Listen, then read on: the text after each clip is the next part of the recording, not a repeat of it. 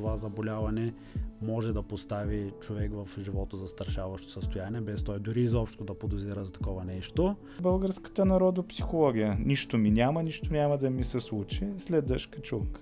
Тоест, ако искаш да разбереш дали бъдещето евентуално дете може да е носител на някакво наследствено заболяване, трябва да изследваш мъжа, жената, двойката и да се види комбинацията от тяхните гени. Примерно една двойка, която е решила да има деца, може да си направи така наречения скрининг за носителство, защото решението трябва да е на човека, не на родителите му. Лекарите са специалност медицинска генетика, сме около 20 на души.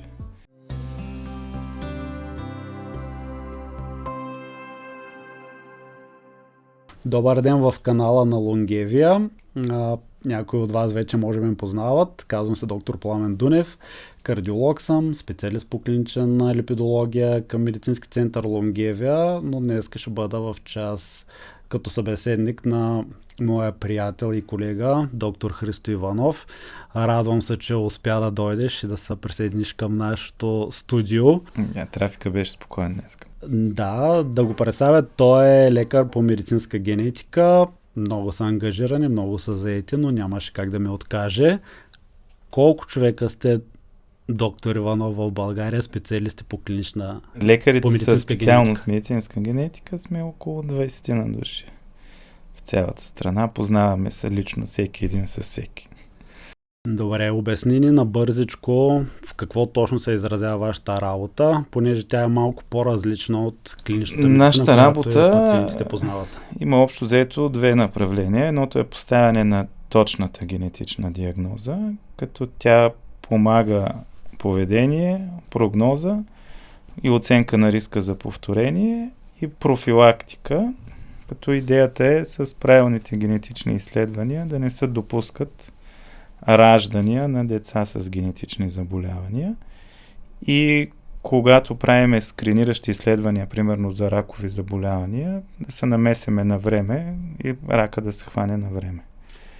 Значи може да го сложим най-главното, с което се занимаваме, е поставяне на точната диагноза и профилактика. Добре, общо взето вашата специалност е супер обширна, започва както ти каза профилактиката, т.е. още преди да стигнем до раждането на дете, поставянето на диагнозата и след това лечението. Напоследък има тенденция да се провеждат най-различни генетични изследвания. Идват пациенти при мен и не само, които са си правили различни тестове, било по интернет, било по препоръка на някой, който е къде е медицинско лице, къде е не медицинско лице. Съответно имат някакъв проблем, аз ги питам имаш ли поставена диагноза, нямаш ли поставена диагноза и те казват правих си тук едни изследвания, има едно разчитане, ама нищо не означава това нещо. Какви видове медицински генетични изследвания има и по какво те се различават? Значи единият вариант са тестовете, които се правят при болни хора, при пациенти. Тогава говорим обикновено за клинични генетични тестове, които целят да поставят диагноза. Тоест имаме пациент с определени симптоми, при които генетичното изследване поставя диагноза. Като тук обикновено пускаме или панел от гени, които са свързани с, примерно, ако говорим за аутизъм или умствено изоставане, има определен брой гени, в които в момента науката асоциира с тези заболявания. Вариантите са или да се пусне панел с тези гени, или да се пусне екзомно секвениране. Екзомното секвениране е едно изследване, което изследва всички протеин-кодиращи части на нашата ДНК верига. Тоест това ти дава точно излиза клиничен резултат. Пациента има мутация, която обяснява клиничната картина и поставяме генетична диагноза, или резултатът е негативен, което значи, че до момента знанията, които имаме, този пациент няма установена мутация в известните гени, които се асоциират с клиничната картина при този пациент. Добре, ама много хора просто ходят и си правят някакви изследвания, без да се търси категорично, да кажем, някаква болест. Примерно висок холестерол или аутизъм, както ти каза. Можеш ли да отидеш някъде и да си направиш някакви генетични изследвания за нещо? Отново има разлики. здрави хора могат да си правят скриниращи изследвания, като пак зависи каква е целта на това скриниращо изследване. Примерно една двойка, която е решила да има деца, може да си направи така наречения скрининг за носителство. От 21 година и Американския колеж по медицинска генетика и Американския колеж по акушерогинекология препоръчва всяка една двойка, която е решила да има деца, да бъде информирана, че има такова изследване. Това изследване оценя двамата бъдещи родители за носителство на генетични болести. Става дума за автозомно рецесивни или хикс рецесивни заболявания. Това означава, че човек трябва да има две мутации. Една унаследена от майката, една унаследена от бащата, за да развие заболяване. Тоест, ако искаш да разбереш дали бъдещето, евентуално дете, може да е носител на някакво наследствено заболяване, трябва да изследваш мъжа, жената, двойката и да се види комбинацията от тяхните гени. Като най-доброто време за това изследване е преди забременяване. Тоест, ние изследвайки двамата бъдещи родители със скрининг за носителство, можем да оценим дали тази двойка има риск да й се роди дете с автозомно рецесивно или хикс рецесивно заболяване. Ако излезне, че двамата са носители на едно и също заболяване, те хора имат постоянен риск от 25%. Това не значи, разбира се, че тези хора трябва да се откажат да приключат с връзката и да се разделят, нали? Опциите са 5 по учебник. Първото е инвитро с селекция на ембрион. Тоест ние можем, след като бъдат създадени ембрионите, да изследваме дадения ембрион за определеното заболяване и да изберем такъв, който няма да бъде засегнат.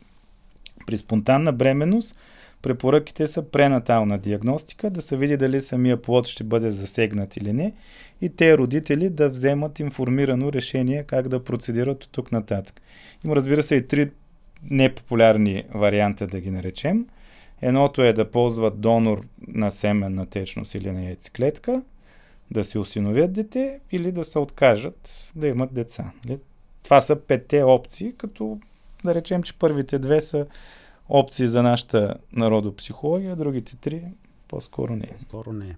Добре, много хора не са запознати с тази опция, поне аз това, което виждам.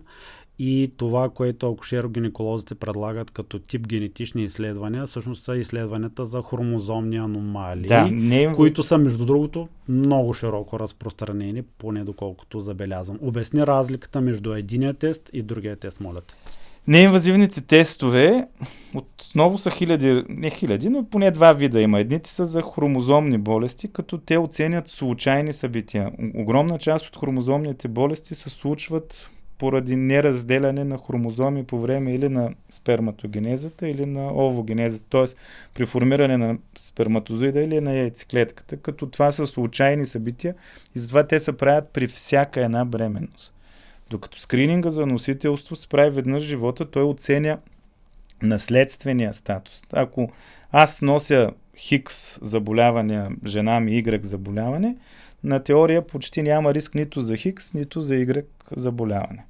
Докато хромозомните болести се случват случайно и те всяка една бременност трябва да се прави такова изследване, защото те са случайни събития. И реално, ако двойката иска да е сигурна, трябва да се направи и двете. Веднъж за генетичните заболявания, това, което казваш, ще се препоръчва от колежа по генетика, и за всяка бременност за хромозомните аномалии. Като в нашата държава има една наредба 26, която все още в големите центрове университетски генетични, биохимичния скрининг, който може да е първа стъпка преди неинвазивния тест, върви по програма на Министерството и е безплатно. Добре, колко често си правят двойките такива тестове? Скрининг за носителство? Скрининг за носителство. Много рядко. Каква е причината? Едното е българската народопсихология. Нищо ми няма, нищо няма да ми се случи, следъж качулка. Другото е, да речем, финансовото състояние, макар че едно такова изследване излиза колкото уикенд във Велинград, нали? Но въпрос на... Даже зависи, може би, къде ще почиваш уикенда. Нали? Но да речем, че това също е причина. Но според мен най-важното е, първо, те са неинформирани, а второ, обикновено хората, които си правят такива изследвания, са хора, които вече им се е случило нещо такова, или имат познати, на които им се е случило нещо такова и са видяли за какво става дума. Скоро една двойка се свърза с мен. Те имат в семейството детенце след много опити за инвитро, последното инвитро е успешно, се ражда дете с спинална мускулна атрофия, което е било нещо предотвратимо, ако тези хора си бяха направили такова изследване преди инвитрото. Тоест, цялата инвитро манипулация се обезмисля, защото много опити, трудно постигната бременност и накрая получават болно дете, което е можело да бъде предотвратено, ако се беше направило едно изследване преди цялата тая одисея. Добре, т.е. може спокойно да препоръчаме на всички желаещи зрители, които искат да стават родители, да си направят едно такова изследване. Най-малкото да знаят, че има такова изследване, нали? Те трябва да си го решат. Реално ти казваш, че това са препоръчва. Препоръките са те да са информирани. Оттам нататък топката е в тяхните ръце. Но те трябва да го знаят това нещо, нали? Защото трябва да направят информиран избор. Не е като се случи всичко това да кажат той никой не ни каза нищо. Да. Добре, т.е. едната група от изследвания, които правим е за пациентите или за хората, които искат да стават родители. Втората група е ти каза за поставяне на диагноза. Идват различни деца, възрастни хора с различни синдроми, оплаквания, проблеми в развитието и прочее. И реално ние като клиничните лекари не знаем точно на кой какво му има. Го пращаме на генетик. Искам да ти кажа, че и някой път и ние не знаем какво му има, нали? Генетиката винаги ли дава отговор? Не. Значи, проучванията показват, че когато се прави екзомно секвениране, особено за аутизъм и умствено изоставане, зависи колко добре е клинично оценен пациента, но диагноза се поставя между 24 и 48% от случаите. Което не е малко, защото много заболявания биват кръщавани едно, а практиката показва, че като им направим генетично изследване... Някой път излиза съвсем различно, когато се направи генетичното изследване, но генетичното изследване, особено ако сложи диагноза, приключва пациентската одисея. Значи имал съм много такива случаи, които пациентите са лутали, пък това е, пък онова е, пък другото, пък трето. И след едно екзомно секвениране и поставяне на диагнозата, нещата стават много лесни и за пациентите, и за клиницистите, които се занимават с тези пациенти, защото пациент влиза в едно русло, има поведение за тази болест, има прогноза, има най-добра терапия и има надеждата за бъдеща генетична терапия. Наскоро имахме едно семейство, което е с много рядко заболяване, при което в момента в щатите ще започва клинично изпитване за генна терапия. И т.е. всъщност те, имайки диагнозата, имат възможността да пробват да се включат в такова клинично изпитване, което може да доведе до изключителни ползи за този пациент. Разбира се, има случаи, в които генетичната диагноза е поставена и получаваш само прогноза и поведение без налична терапия. Пак е достатъчно. И още повече, когато имаме поставена генетична диагноза в семейството, ти обикновено и трябва да бъдат консултирани тези семейства, които съзнаят за член от семейството, че има някакво заболяване, да бъдат открити и другите такива членове. Да, казва се каскадно тестване, като вече пак зависи какво е заболяването, но се изследват и по хоризонтала, и по вертикала роднини и се оцени риска за бъдещи кой друг в семейството също носи такъв ген или е застрашено това заболяване. Да. Добре. И оценка за бъдещите поколения също на риска. Именно. Аз наскоро имам такова семейство, където съвсем по случайно в чужбина е открито на едно дете определено заболяване, което води до тежка сърдечна аритмия и реално това заболяване може да постави човек в живото застрашаващо състояние, без той дори изобщо да подозира за такова нещо. Така или иначе, по стечение на обстоятелствата и наблюдателност на лекуващия ги екип в чужбина, открита такова заболяване, пратено е на генетик, проведено е изследване и се установи такава мутация. За съжаление, ние изследвахме и другите членове на семейството, които също се оказа, че носят тази мутация, без те дори грам да са подозирали. И реално това заболяване има профилактика, т.е. има медикаменти, които ние можем да дадем на тия хора. Има и други терапии, които също могат да бъдат приложени и реално те, случайно откривайки, че го носят, са вече предпазени от някакво доста сериозно събитие. Това е част от идеята. Има и друг тип изследвания, които могат да се правят от здрави хора. Все още стоим в клиничната генетика. Нали? Те се казват проактивни скрининги. Някои от лабораториите предлагат, те са по плана на Американския колеж по медицинска генетика за докладване на вторични находки. Значи те имат един списък, който се апдейтва общо взето всяка година за гени, които са свързани с риск от сърдечно-съдови и ракови заболявания. Когато човек има мутация в някои от тези гени, не значи, че ще се разболее, но означава, че риска му е в пъти по-висок, отколкото този на общата популация, при която липсват тези варианти. И ако го знаеш това нещо, можеш да предприемеш някакви мерки. Да, профилактиката става съвсем различна. Различна е. Тоест, това е персонализираната медицина, за която в момента много се шуми. Да. Част от персонализираната медицина. Ти кога препоръчваш на човек, който е абсолютно здрав, да кажем, няма някакви съществени наследствени проблеми в семейството, но въпреки това препоръчваш да бъдат направени трябва да е генетични след тестове. 18 години със сигурност, защото решението трябва да е на човека, не на родителите му. Още повече, че някои от тези, почти всички тези заболявания са с по-късна изява и няма нужда един тинейджър да бъде тормозен с тъмни мисли за това, че след време ще развие заболяване. Означава ли, че ако носим някакъв ген, това е присъда? Въпросните черни мисли или по-скоро е информация Значи за това ние можем да... Ние носим, гените си ги носим винаги. Може да носим вариант в този ген, който е патогенен, нали? Но гените, дали ги носим или ги носим, ние носим един и същи комплект от гени, нали? Тези гени могат да имат варианти. Хубаво ли да ги знаеш какви сте гените? Хубаво е да знаеш вариантите, да, в гените. Защото човек може да направи превенция. Нали? Примерно носителството на брака едно, което е свързано с рак на гърдата и яйчниците, не значи на 100% диагноза, но значи, че този човек може да ходи на профилактични прегледи, да се следи с ядрено-магнитен резонанс и нещото, което тръгне да се развива, може да се хване много по-навреме, отколкото да дойде пациентката в 3-4 стадии, нали?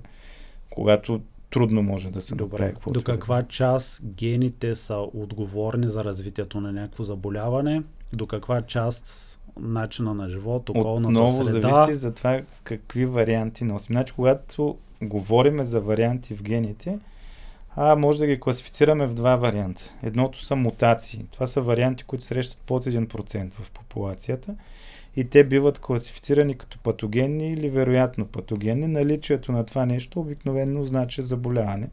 Сега тук пак има условности, защото един вариант може да бъде с пълна пенетрантност. Това означава има ли го този вариант на 100% има болест или с непълна пенетрантност, което означава, че има други модифициращи фактори и на среда и други гени, които могат да доведат до не на 100% изява на заболяване. Какво препоръчват генетиците, за да се намали риска от някакви заболявания?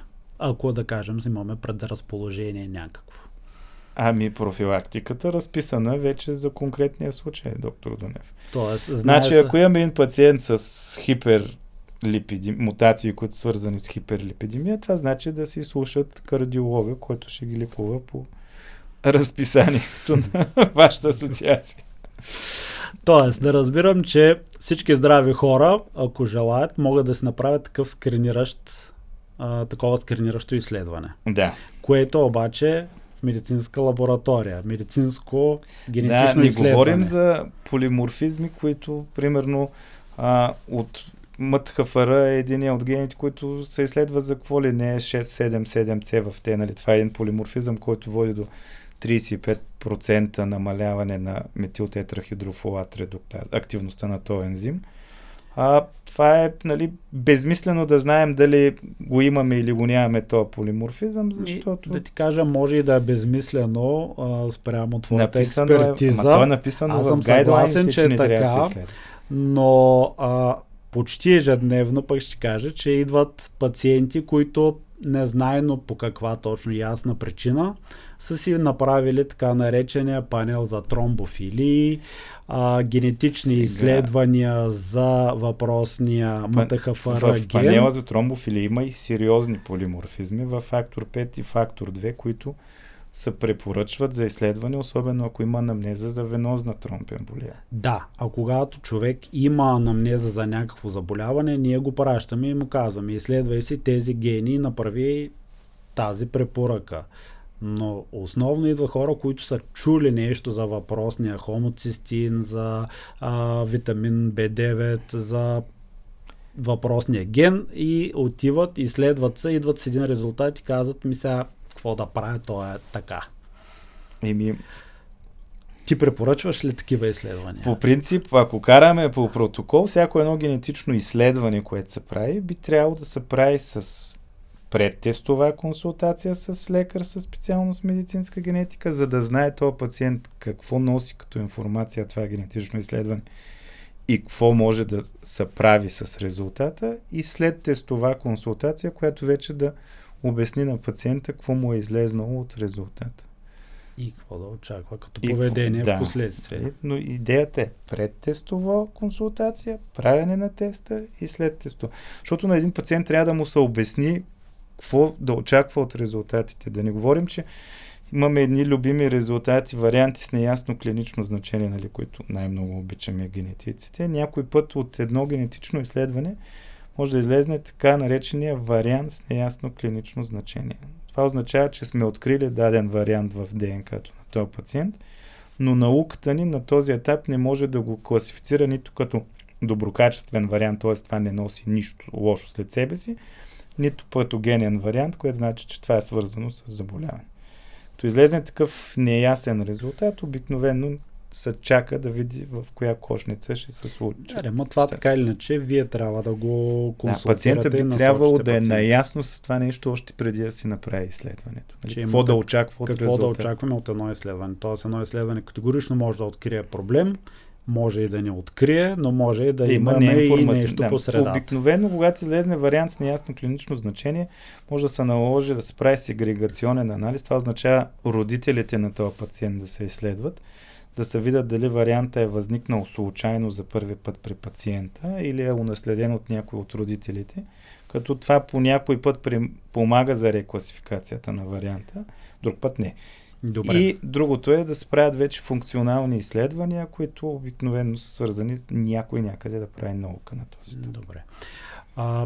Виждам и изследвания, които са с цел подобряване на спортни постижения, с цел кой витамин и коя аминокиселина се метаболизира по един или по друг начин, с обещание, че ако си направиш такива генетични изследвания, едва ли не ще развиеш огромни мускули или ще се удължи живота или някакви супер ползи за здравето ще получиш.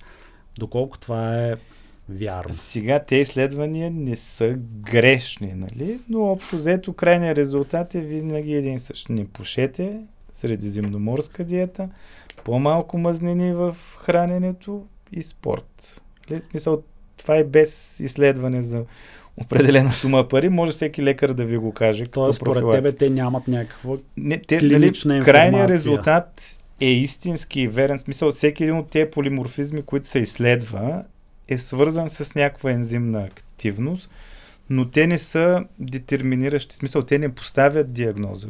Това са полиморфизми, които срещат в 30-40% от дадена популация. Тоест това, че аз нося един ген, прави ли ма по-склонен да развие Алцхаймер, примерно АПОЕ, гледам си изследвате. Може да, специално за АПОЕ, да, той е рисков фактор за Алцхаймер, но не значи диагноз. Тоест не значи, че аз ще го развия. Значи да се добавят мазни риби в диетата. Общо взето, добре. Ще разбера ли произхода си, ако пък съм решил, че много ме вълнува откъде произхождам, защото и с това нещо хората си ги правят. Зависи от лабораторията, в която си правиш това изследване и каква база данни има лабораторията. Излизат ми разни такива комерциални тестове из интернет, пращаш си пробата някъде и получаваш някакви резултати. Да, но това пак зависи самата лаборатория, каква база данни има събрана, защото може да си направиш и ако от нашия регион, балканския, нямат огромна база данни, няма да излезне гръцки, турски, български или македонски или сръбски произход, ще излезне балкански произход, нали? Което е целият ни Балкан. Те изследват едни хаплогрупи, които са популярни за даден регион. В зависимост от това каква база данни има самата лаборатория, може да каже от какъв произход е тая ДНК географски, нали? Добре, аз ако реша да си направя генетичен тест, ти усещам, че няма да ми препоръчаш такъв, а вероятно за някакви евентуално заболявания. По принцип, това е смисленият тест, нали? Другото е любопитство, аз в интерес съм си правил такъв тест за произход. Ти си правил, предполагам всичко, дали? Идеята беше да видим. Истината е, че това, което дойде, беше балкански произход без конкретизиране, което означава, че лабораторията няма достатъчно голяма база данни за нашите популации на балкански. Аз мога да ти кажа откъде ти е произхода, нали? Така че малко безмислено ми се струва, но това е моето лично мнение. Идеята е нашите зрители да усетят разликата, кога става въпрос за диагностични, медицински, генетични изследвания, кога следва да си ги правят, кой следва да ги назначава и съответно разчита и да дава препоръки, отколкото препоръчам и гуру, треньор, срещнах кумшикта в супермаркета и тя си ги направи и аз си ги направих и сега тук ми излиза нещо, какво да правя. Да, и някой път хората идват с резултати, които всъщност нямат никаква диагностична стойност, нали? А са дали сумата пари за едни изследвания, които... Добре. Благодаря ти много за това, че беше днес наш гост. Със сигурност ще има други въпроси и се надявам пак да ти видим в нашото студио.